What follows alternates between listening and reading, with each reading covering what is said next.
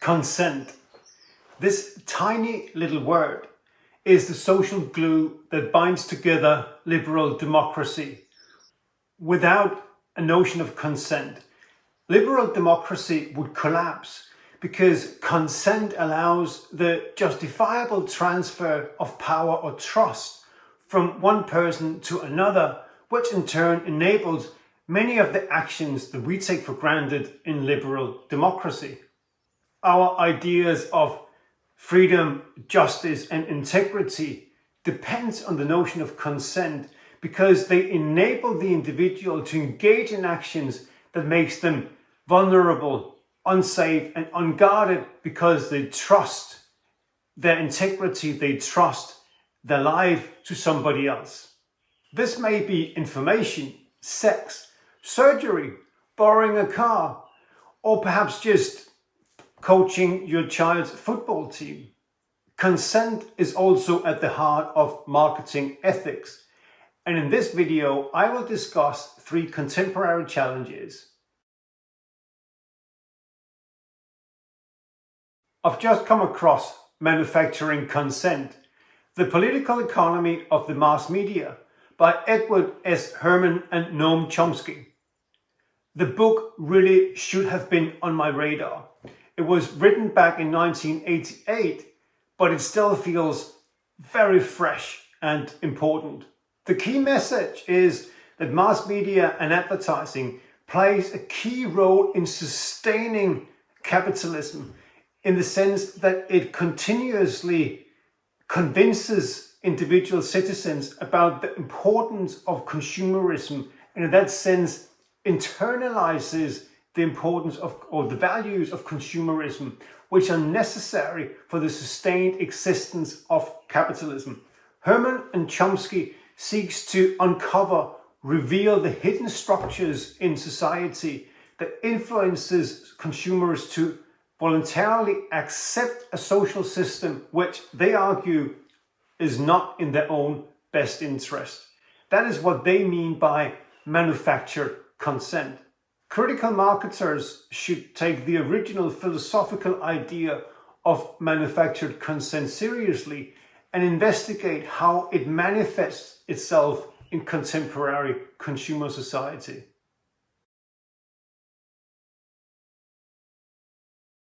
When consumers enter the world of social media and they have already internalized the idea of consumerism as the basis for happiness, prosperity, and personal development, those basic assumptions are going to be reinforced.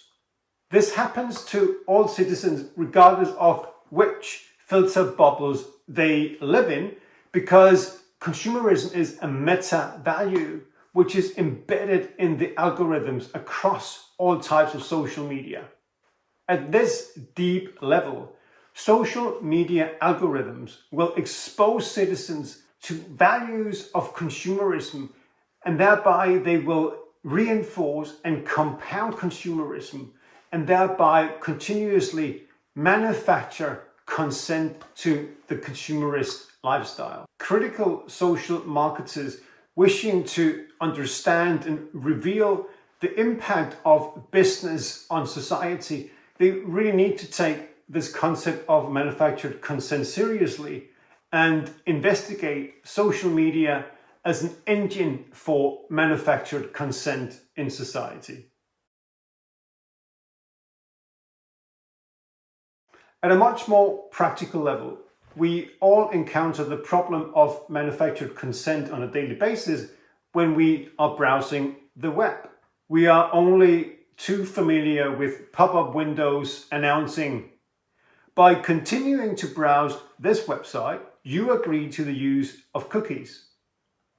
Most of us just agree to the terms and conditions to the cookies without thinking too much about it. But we shouldn't. Third-party cookies enable other agents such as Facebook, Google, advertisers to track our behavior on the web and thereby build up individual personal profiles of our behaviors, and they can use that to target advertising very directly to our individual preferences and desires. But that online behavior may reveal something deeply personal that if we took time to reflect critically upon it, that we wouldn't be happy to share with these other agents. The problem of manufactured consent appears in this particular case because we as consumers very often voluntarily consent to the use of third-party cookies, but we do that under circumstances where pragmatically our consent should be deemed invalid. As I argue in my paper, Autonomy as License to Operate, this is because the epistemic circumstances under which we are providing our voluntary consent are quite suboptimal. The terms and conditions are disproportionately long or complex, or because there is a consumer lock-in whereby you are unable to use the service, unable to use the website unless you consent to the cookies. Critical marketers ought to fight for consumers' right to give consent under circumstances that are meaningful so that you can actually take the consent that is given voluntarily at face value, because at the moment the conditions are such that we have to recognize this as a form of manufactured consent, which is in a pragmatic and ethical sense invalid.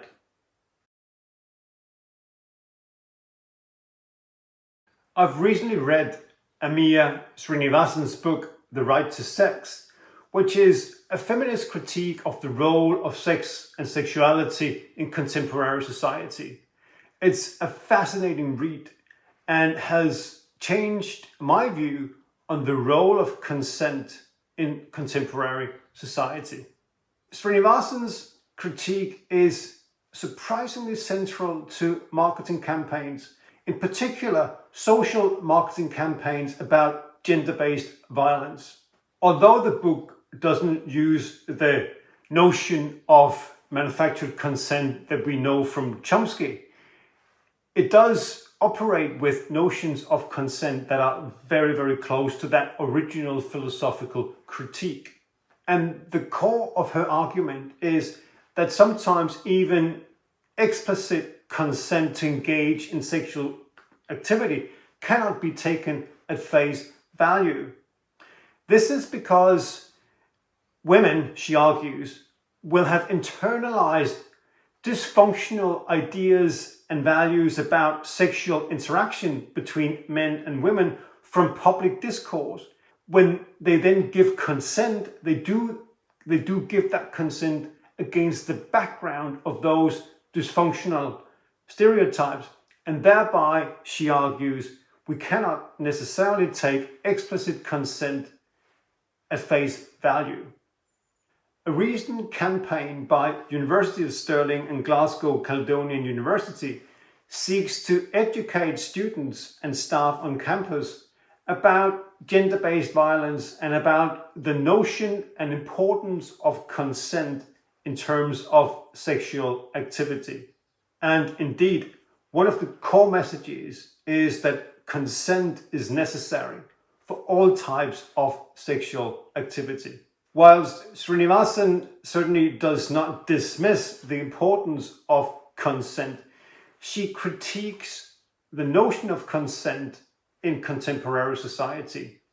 It does encourage the social marketers designing those campaigns to think very carefully about the concept of consent that they're using, because it may be that they are unintentionally relying on a notion of manufactured consent. Thank you for watching. Please share your thoughts on manufactured consent in the comments.